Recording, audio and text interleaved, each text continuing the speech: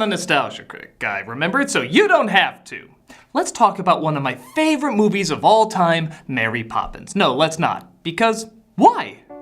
There's nothing I can say about how awesome this movie is that millions of people haven't said already. It's a masterpiece of beautifully matched contradictions. It's colorful and obvious, yet dark and mysterious. It's energized and happy, yet slow-moving and patient. It has one of the worst fake accents of all time coming out of one of the most likable characters of all time. It has some of the best songs ever written, sung by some of the best performances ever given, so much money, effects, care, and effort from two polar opposite creative geniuses for an innocent little kid story. Fred Rogers used to say it seems better to be deep and simple than shallow and complex. This movie seems like the definition of deep and simple, a one-of-a-kind mashing that can never be duplicated. But because we like to reward Disney slumming it, let's try anyway!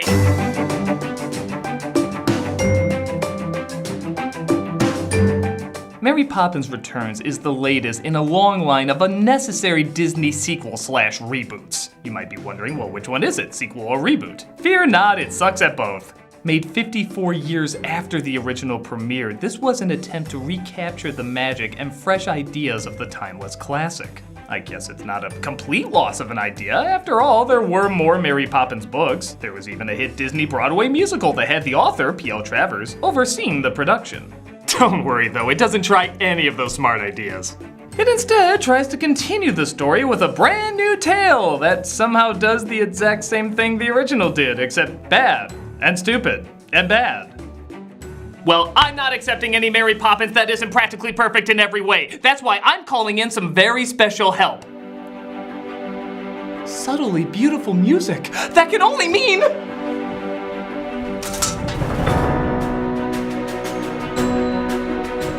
It's Mary Poppins! The original Mary Poppins!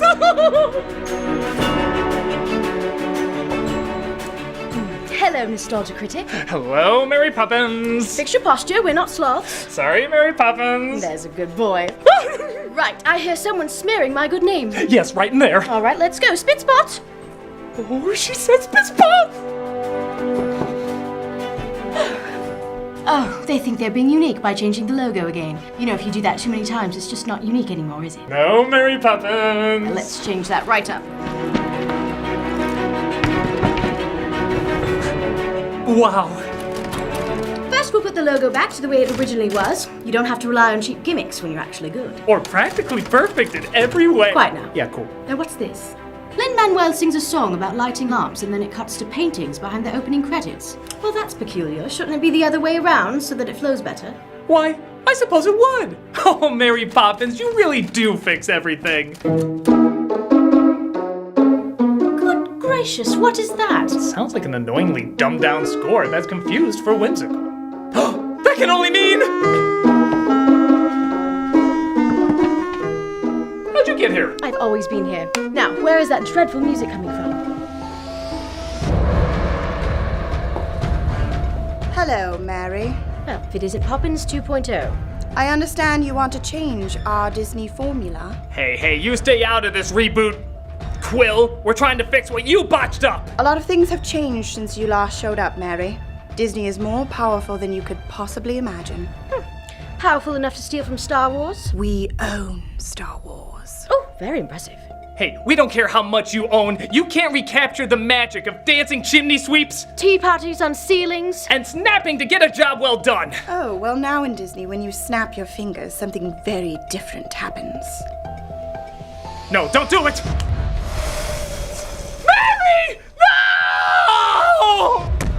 Well, she was practically boring in every way. She was a timeless treasure! Oh, please. She was from the 60s. Children have no interest in seeing anything from an age with no cell phones. She needs an update. And I am that update. You have no idea what children want! We're Disney. We tell them what they want. No! Lion King, Dumbo, Aladdin, Sleeping Beauty! All replaced, my dear boy.